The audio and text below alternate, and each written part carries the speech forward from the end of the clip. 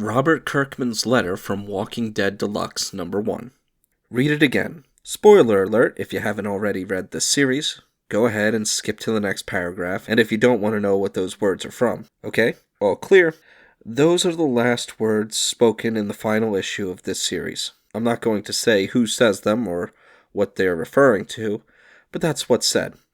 When I wrote those words, I wanted them to be kind of meta. They pertain to the story in an emotional way, but they also have a literal meaning in the real world. Now that you've read the entire Walking Dead series and you know how it concludes and where it leaves you emotionally, you'll have a different perspective on what you're reading. The journey will seem different now.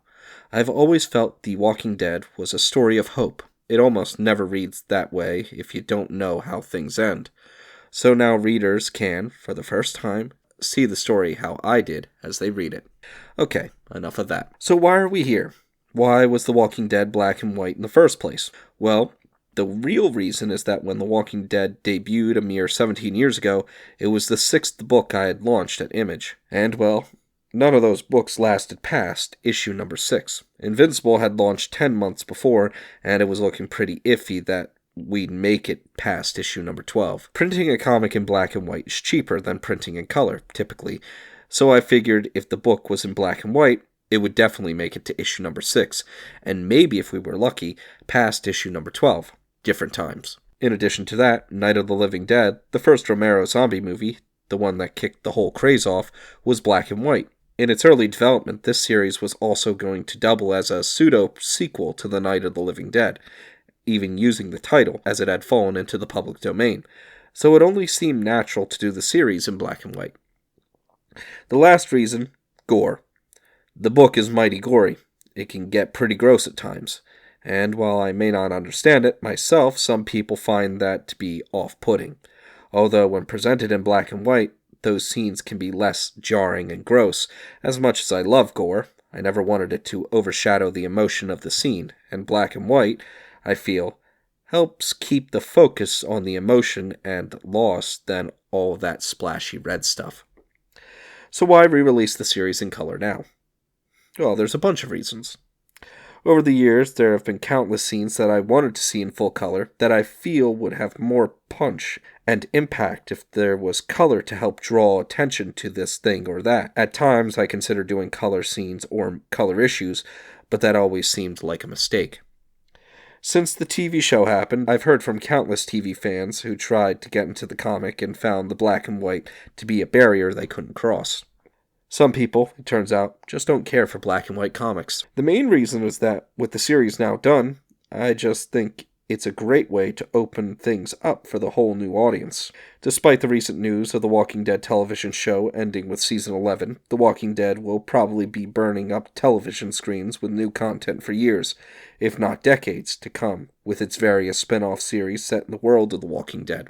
That's a tremendous opportunity to showcase the wonder of the comics medium and pull more people into this medium we love so much. Also, while The Walking Dead is designed to read well in all formats, I think the single-issue format, with the anticipation between issues that allows the cliffhangers to sink in and torture you a little, is the ideal format. That's why there are no plans to ever collect the series in color. If you want to experience the series in full color, you're going to need to buy these single issues. This series also gives us the opportunity to work with some amazing people. Dave McCaig has long been my favorite colorist in comics. His work always stands out to me, no matter who he is coloring. Seeing this world through his hues is a real sight to behold. As I type this, he's nearing completion on the first 100 issues. He's been working for 4 years, and oh man, it's just glorious. Charlie Adlard and Tony Moore have never looked better. We're also getting to work with David Finch, Julian Totino Tedesco, and Arthur Adams on new covers. It's been really awesome seeing those three provide a new vision for these characters everyone has fallen in love with. Finch will be handling the main covers of the series, showing new interpretations of scenes in each issue, sometimes playing on the original cover, sometimes doing something entirely new, which is great. They're all amazing. I can't wait for you to see what's coming up.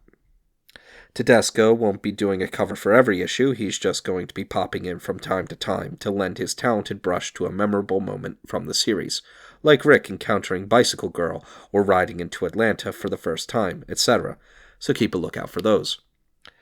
Adams will be showcasing our iconic casts as they appear in the book. He won't be featuring every character as they're introduced, but the biggest and most important will be illustrated by this legendary artist. We even have series artist Charlie Adlard coming back to draw a series of connecting covers for these first 6 issues, showing his vision of the events from the mere 6 issues he didn't draw.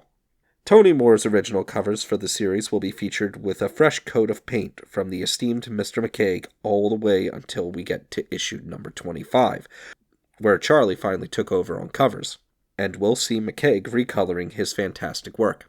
One of the coolest aspects of this is that we're getting an upgrade in the lettering department as well.